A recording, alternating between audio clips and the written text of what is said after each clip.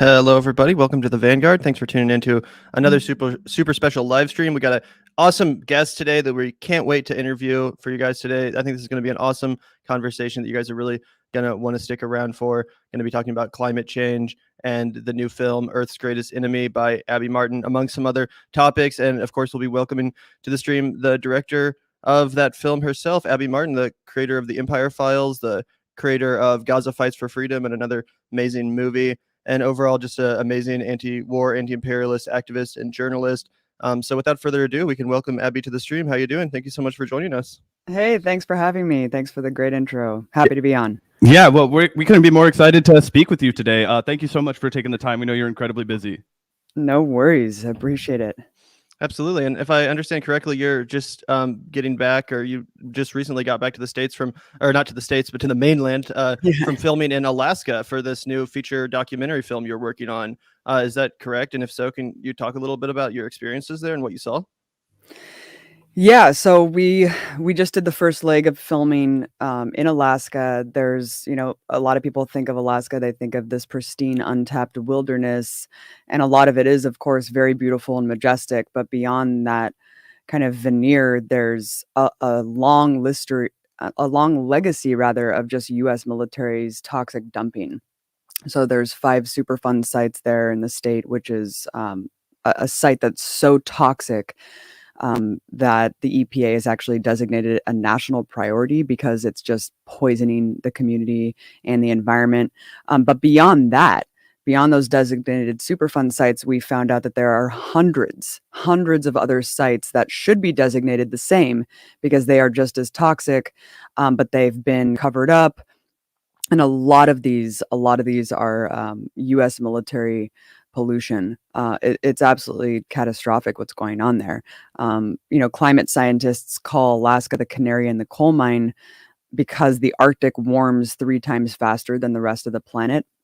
And so what's happening there in terms of the glacier recession and also the impact on indigenous communities with the loss of sustenance and other things that they rely on due to the exacerbation of climate change, we're seeing what's happening there, and we should take that as a stark example of what is going to follow for the rest of the world.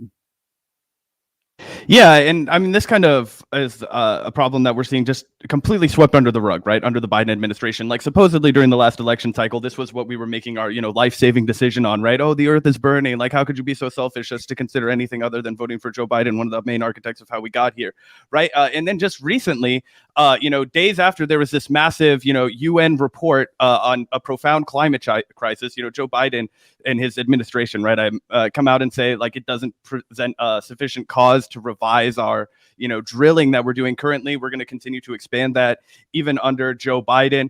It just seems like a fucking mess. And I guess to just be direct, like, what do you think is the best course of action moving forward, right? I mean, every single time you hear about the climate, it's this ever unfolding disaster. We're not doing enough. Can we do enough? All of that stuff. Obviously, as somebody who spends their whole life, or much of it, surrounded by all of these horrible things and reporting on them for the better of the world, what are you telling yourself right now that is the goal? Like, what's the next best step that we have to be taking? Because I feel like it's so easy to get into the gloom and doom of all this stuff, but you have to have, some sort of goal of what we can be doing that's correct, maybe. Yeah, I mean, there's a lot there, and I think that demilitarization is the goal here, and having an ideology that is rooted fundamentally in anti-imperialism and kind of linking all of these other struggles together with that goal, because it really is the underlying cause of so much. I mean, Joe Biden was a horrific choice. I mean, he was compared to someone who literally was saying that climate change wasn't happening, right? I mean, Trump went on this massive deregulation spree, basically trying to privatize the entire environment and commodify everything that wasn't previously commodified. So Joe Biden was a step up from that, but he is absolutely abysmal. The fact that they are not taking any of this seriously is just catastrophic. I mean, you can look at something like the previous COP climate conference between these global leaders who essentially, a lot of them are just junior collaborators of the US empire. And, countries like Bolivia and Venezuela actually refused to sign on to these climate agreements until the US and other imperial nations that work essentially on behalf of US interests to recognize their role in the climate catastrophe. and actually to say that the US needs to pay reparations for these countries and not hold them in some sort of debt prison to try to invest in renewables or infrastructure that would actually take on what is soon to be coming in terms of the climate crisis. So I thought that was really interesting. Another really interesting component of this is the fact that every single climate treaty or agreement since Kyoto has completely omitted militarism of any kind, not just the US, but every single country's military apparatus. So it really is just absurd that the entire political establishment is basically just tacitly endorsing this notion that the United States is a global empire with 800 military bases in over 80 countries. And that is fundamentally necessary to engage in our politics. It's a death cult, and we need to really wake up before it's too late. Yeah, absolutely. And I'm super excited for your new film, in part because I do believe it does go into that, the military's contribution to climate change and just how vastly underrated it is as a factor. So I wanted to play actually this trailer you put out, this teaser trailer for the film, just in case anyone in our audience hasn't yet seen it, because I think it really speaks well to this and sets up the premise. There's no longer any debate to be had. Our planet is on a collision course with disaster. Urgent warnings. Dangerous, record-breaking heat. We're now living in the early stages. Terrifying signs of things to come. Mass displacement, deaths, and extinctions are already here. Whether the planet can remain habitable for human beings has become a haunting question. Climate change protests happening right now. Part of a global call for action. We know there are many culprits. Corporations, policymakers, mass consumption. But what if there was one single entity that by itself will bring planetary collapse? One single organization, one single enemy that not only produced enough toxic destruction to destroy the planet on its own, but was also subject to virtually no regulations, no oversight, no accountability, and as of yet, no blame. If there was a monster like that, shouldn't it be dragged out of the dark and into the center of the struggle to save the planet?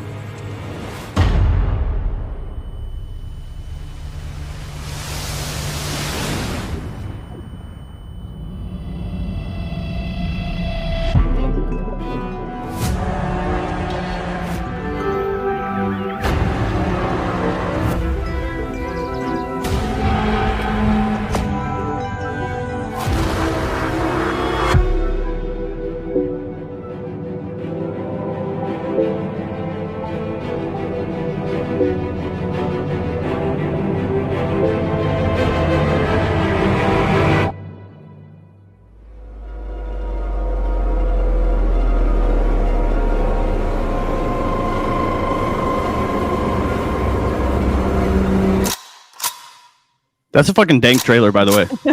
Yeah, it's And I really like how it looks like chilling. Godzilla coming out of the water.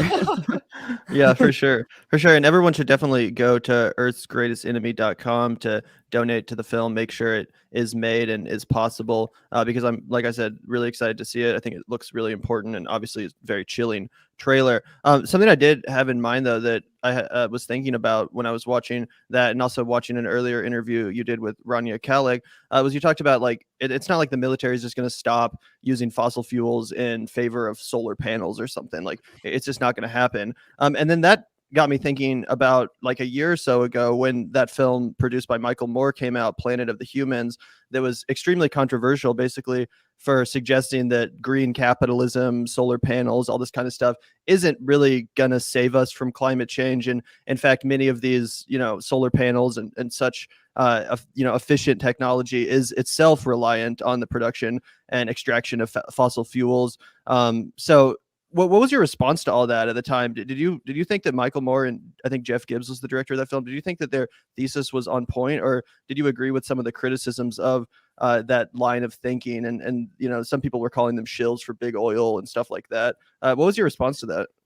I didn't watch the movie. I do love Michael Moore. I think that he does really compelling work, but I kind of looked at the controversy and I really do need to watch it. But I mean, the only thing that I would kind of lend to the criticism of from people that I've talked to that have watched it has said that they kind of left completely hopeless. And it's like, well, what the fuck is the point of putting a solar panel on my roof if like all of this is just feeding the same monster and stuff like that? So that part of it I felt like wasn't very constructive. But yeah, I mean, it's really important to kind of take a step back and look at actually consumption.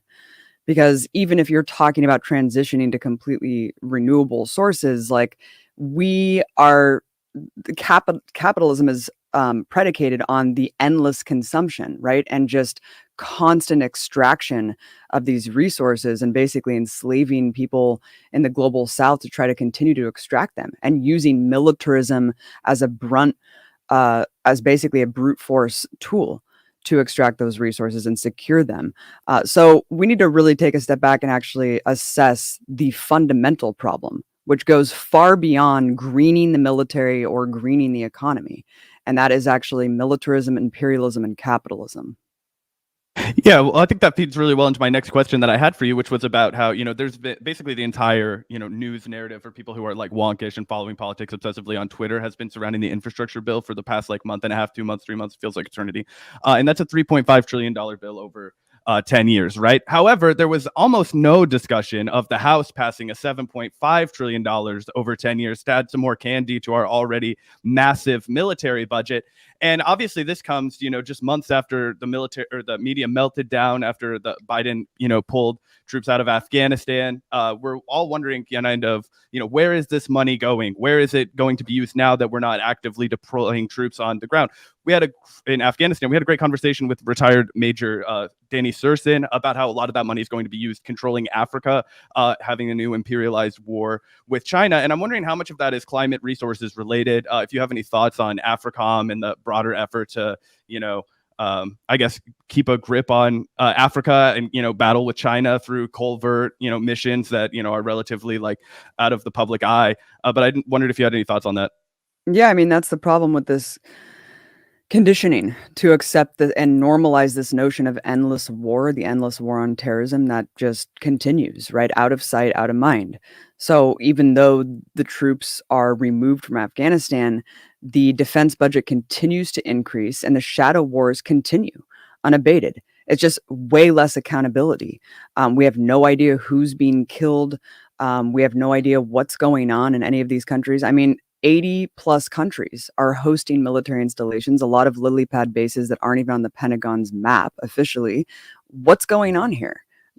I believe in due process. I believe in the right to a trial if you're accused of a crime. So the fact that we are judge, jury, and executioner to thousands of people, unnamed civilians all around the world who are just subjugated under our military is just absolutely devastating to me. It is very interesting, right? When you look at just the endless squabbling of politicians over something like the infrastructure bill, which, I have to say isn't very exciting. Even though we desperately need it, our infrastructure is completely falling apart. But it's not a very exciting thing to debate. But what's funny about it, as you just pointed out, is that the defense budget continues to increase, right? Exponentially increase. And there's never any squabbling over that. There's never any real argumentation or fight on the Hill about why we should be stuffing $1 trillion into the military, defense contractors' coffers every single year. And where is this money going? Where is it going if the Afghanistan war has just ended? Where is it going if Biden has announced an end to combat operations in Yemen, Iraq, and Afghanistan? You really have to ask yourself that. And what I think, and it really does tie into climate change, is the fact that the military is very aware of climate change. They have been preparing for it for some time as a national security risk. They have actually said that climate change will multiply other security risks. So for the arms industry, they actually love it. Their response to it, no, just like the Democratic Party, no accountability of how they have perpetrated, right, and facilitated the problem. It's just how can we crack down even further and further militarize borders, countries, activists who are going to be putting their bodies on the line to actually try to fight back against this system. Not to mention dealing with the influx of refugees who are sure to be, in the millions once this crisis continues. So that's what I think the money is going to be invested in. It's going to be invested in further militarizing the planet to try to secure resources that they know will be, fought over. Essentially, you saw Kamala Harris in Oakland a couple months ago basically admitting a slip of the tongue there, saying wars have been fought over oil. Soon they'll be fought over water. So, it's just, you really can't make this up. It's like some dystopian sci-fi novel come to life. And we really need to start organizing to try to figure out how we're going to combat this. Yeah, absolutely. I did want to address a comment in the chat because David was wondering about your opinion on animal agriculture. And this is something that people will throw out there a lot in the environmental movement, that, becoming vegan is one of the best ways that on a personal level we can combat climate change because of how devastating animal agriculture is for the environment. What's your response to that?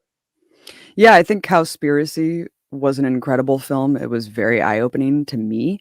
But again, this goes back to the crisis of capitalism and basically the nature of capitalism that necessitates endless growth and consumption.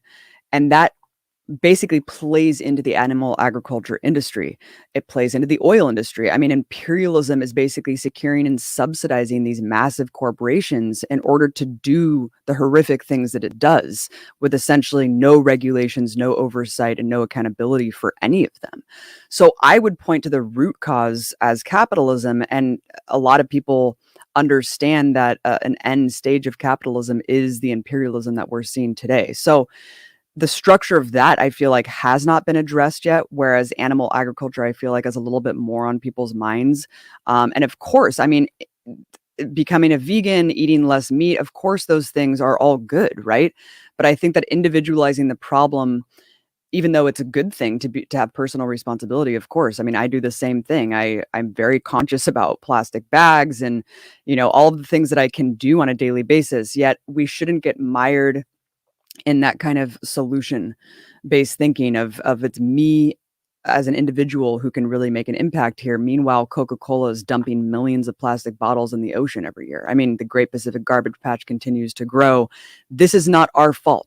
The fact that we think the onus is on us to participate differently in society in order to solve the environmental problems that we face is basically a propaganda campaign. Not to say that it's not worthwhile to do those things, but we basically are made to feel guilty constantly by the mass media, by smoking marijuana, by taking too many showers, by driving an SUV.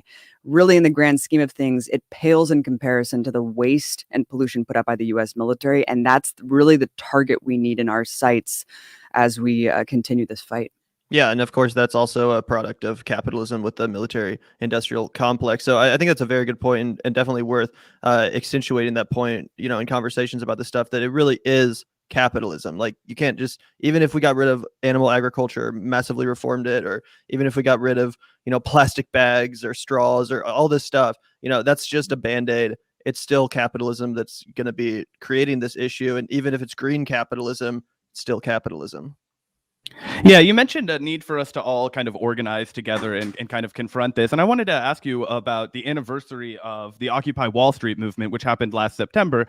So for people like me and Gavin, this was slightly before we were like really on the ground interested in politics. But, from somebody looking on in it and from that perspective and then reflecting on it now, it seems like, a lot of the Bernie Sanders movement, a lot of the efforts that we've seen to get people out, they do harken back to the Occupy Wall Street movement. We are the 99%, uniting against the 1%. A lot of those things, I feel like Occupy Wall Street seems like it was kind of like the birth of a lot of the movement that we're seeing now. And it also feels like right now we're at a moment where the movement's been pretty well trampled out by the oligarchy, and I'm wondering, as somebody that was on the ground, were you in Zuccotti Park as well during the Occupy Wall Street? No, I was in Occupy Oakland. Occupy Oakland. Okay. Either way, the people who were on the ground participating in those movements in 2011, what did it feel like when it got started? And do you have any insight onto how we can kind of recapture that energy and that feeling and the spirit of, hey guys, we're still getting fucked 10 years later, and like we really need to do something about it?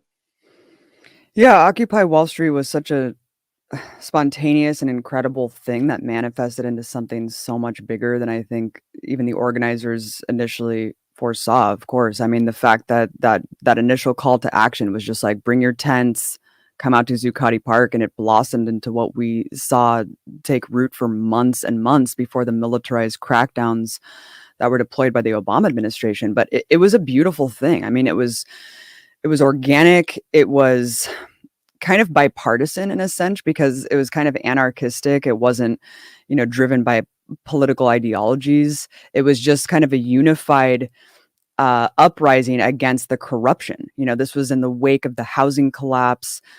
People were realizing that Obama was not delivering on any of the promises that he made.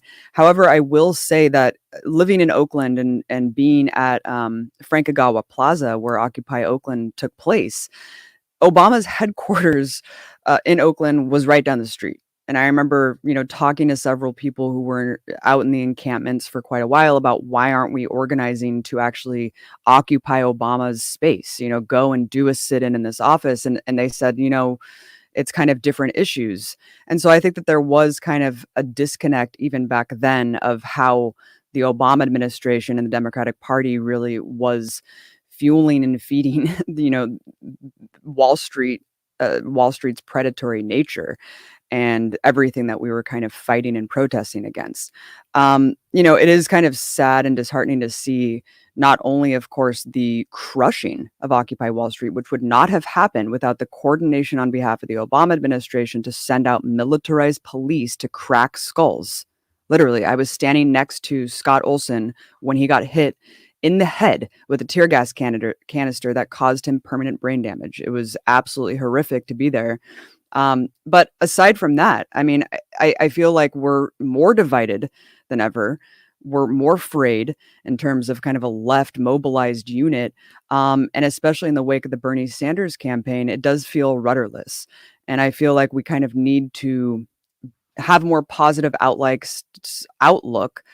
Constant infighting and fracturing on the left is kind of leaving a lot of people pessimistic. And so we need to get back in that headspace of the excitement of something like Occupy Wall Street that really did completely change the paradigm.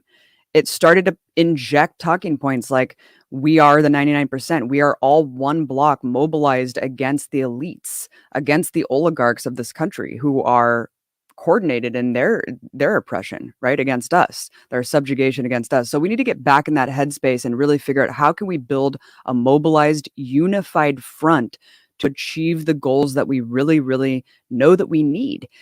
And it's devastating that it's been 10 years, and I feel like, I don't know. I mean, I don't want to be too pessimistic because I am very optimistic and I wouldn't be doing this work if I wasn't. But I think that it really takes getting out in the streets again and like organizing with like minds, which is a beautiful, inspiring thing. So going back to your initial question about, fighting climate change, actually putting in the work, putting your body out there to try to push for demilitarization is like one of the most inspiring and beautiful things that you could possibly do.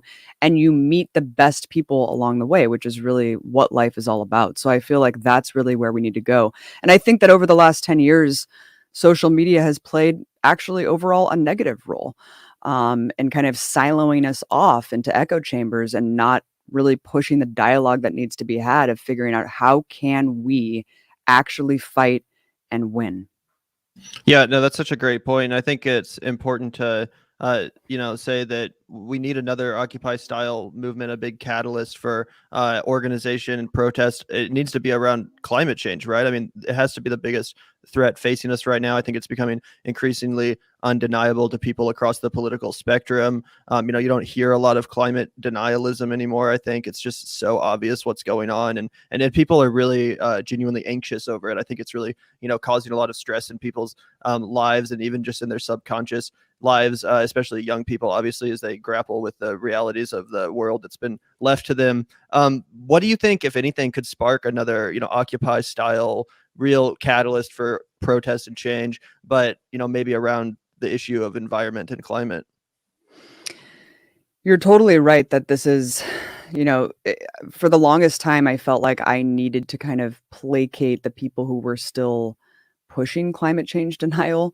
And I feel like I don't have the patience to do that anymore. you just need to look out your window. I mean, I live in Los Angeles. Fires were making the air complete poison for 3 months out of the year last year. This is happening all across Oregon, Washington, all across California. You have the threat of mega droughts. I mean, droughts that last for months, maybe years coming up. It's really important to actually look at the world through the lens of not only the US empire, of course, as the global hegemon, but also climate change. Because when you're looking at, let's say, an issue like Israel Palestine, I mean, how habitable is this land going to be in 20 years? How hot is it going to be in the Middle East?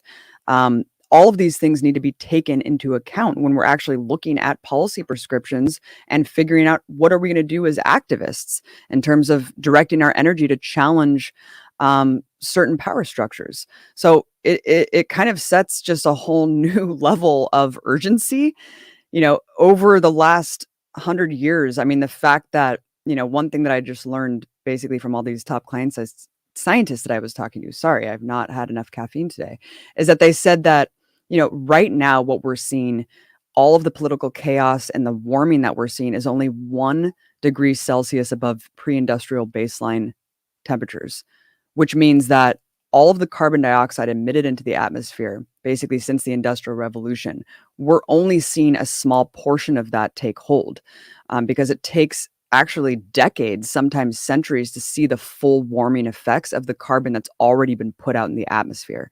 So even if we stopped all carbon emissions today, we would still see significant warming based on just what has already been put out, significant melting of the ice caps, and just, exponential effects, environmentally speaking, of what we've already done. It's devastating to actually wrap your mind around this. What needs to happen?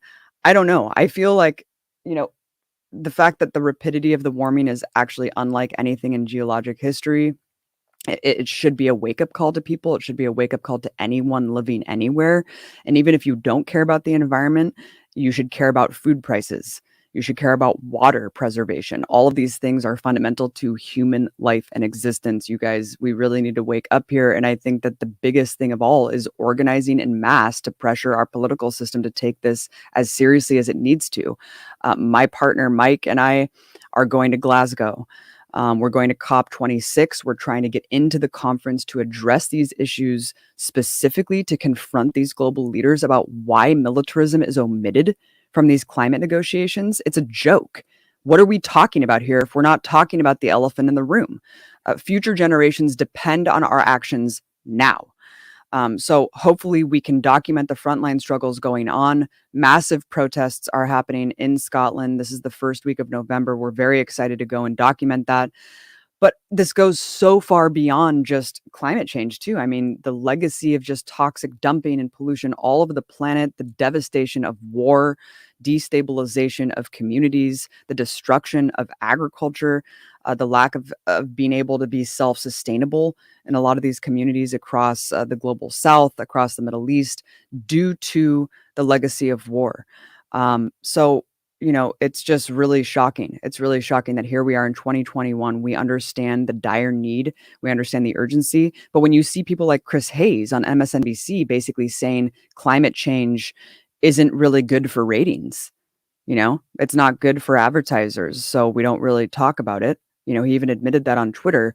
That really shows you just the failure of the corporate media, which is subsidized by the very industries that are causing the pollution. And it really just speaks to the need of shows like yours, stuff like what we're doing at the Empire Files, and the need to support independent media, because you are not going to hear about these things. And I'm sure it's not just because it's too depressive. I mean, people want the information, right? A lot of people understand this fundamentally. They just don't understand what to do. They need to have the optimism and the energy to basically say, you can do something about this if you get involved in the struggle. But that's why we need to just completely shun that corporate media system and really get involved in the streets, start to build this mass movement that we know needs to happen to pressure.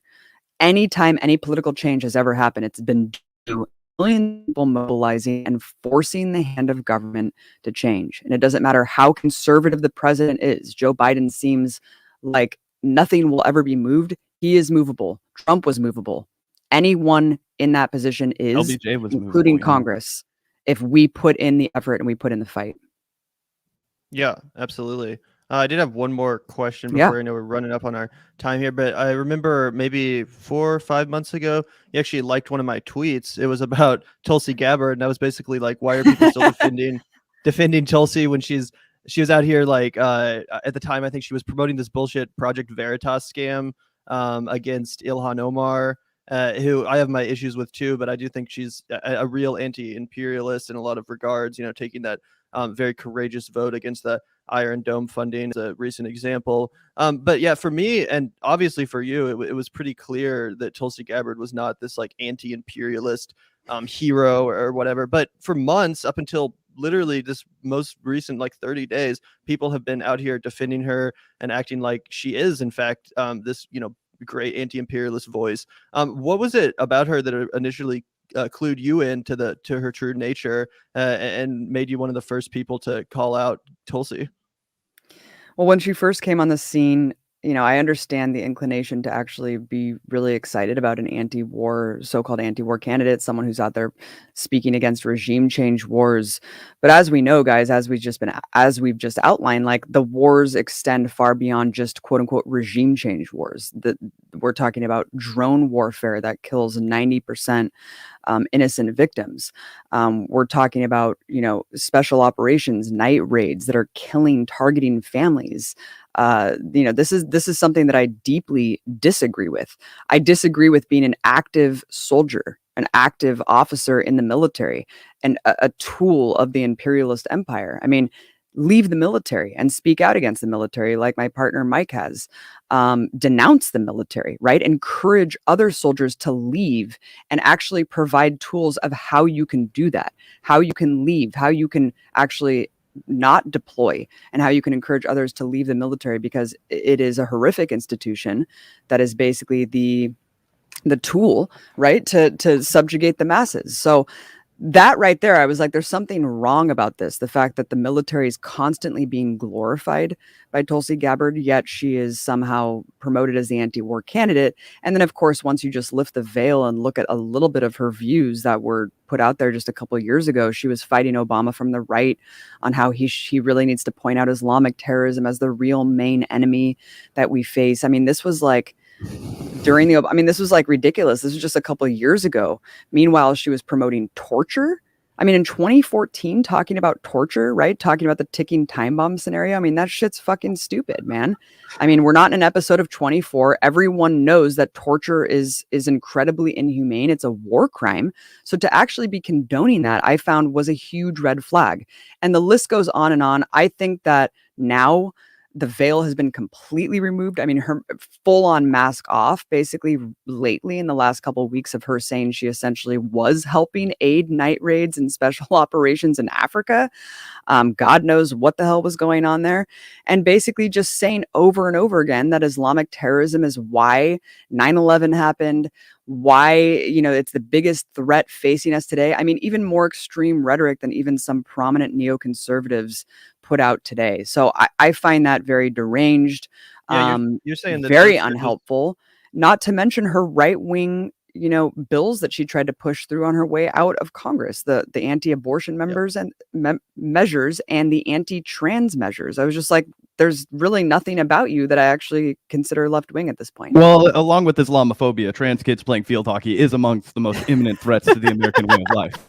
Yeah, I was gonna say. I know. I like. She's like, this is the biggest threat we face. And by the way, we really, really, really need to get trans kids out of sports. It's like, what the fuck are you talking about? Yeah.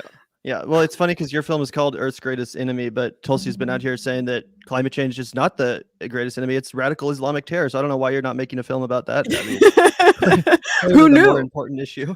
Yeah, who knew, you heard it here first, guys. We'll let you go ahead and get out of here, Abby. We were so appreciative of the time that you're taking. Also, did want to give a shout out to Mike, one for all of the work that he's done on Empire Files with you, but also just that fucking based castigation of George Bush from the other day. Legendary shit right there.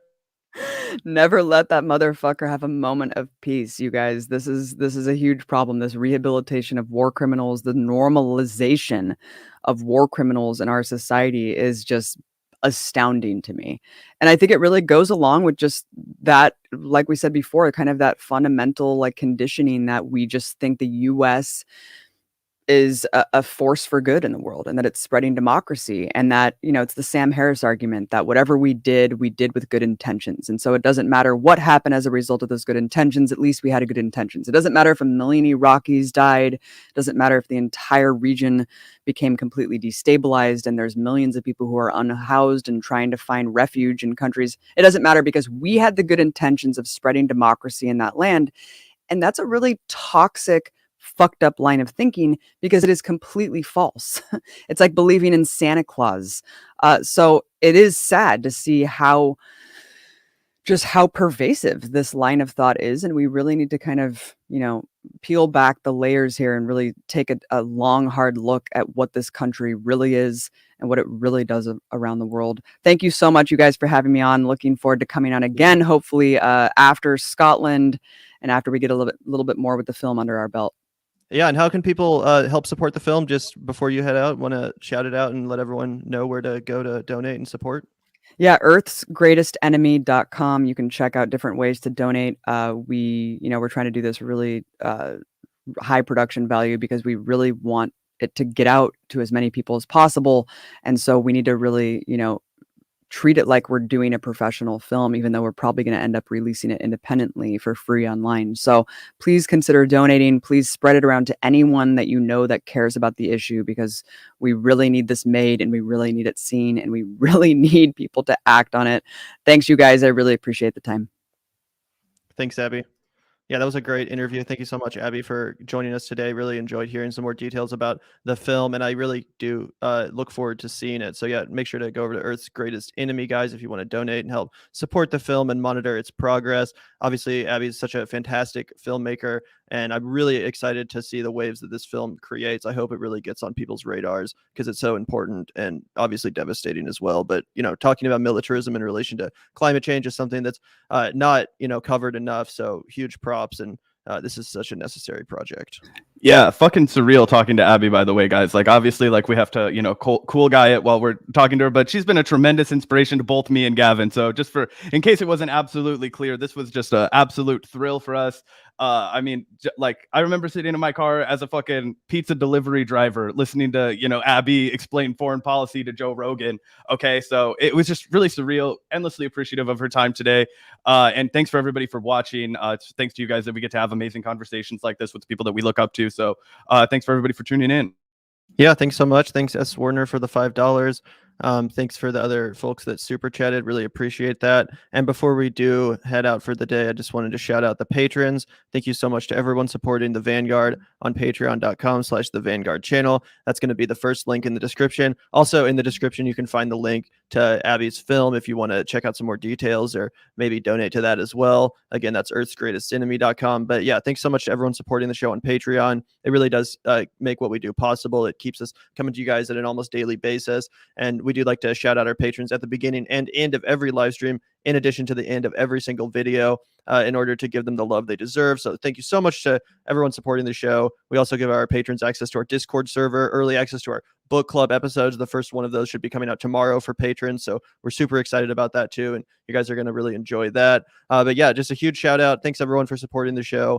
It really does make what we do possible, and really appreciate everyone tuning in today and chatting in the chat. Great times. And we look forward to seeing you guys again. Yeah. Peace out, guys.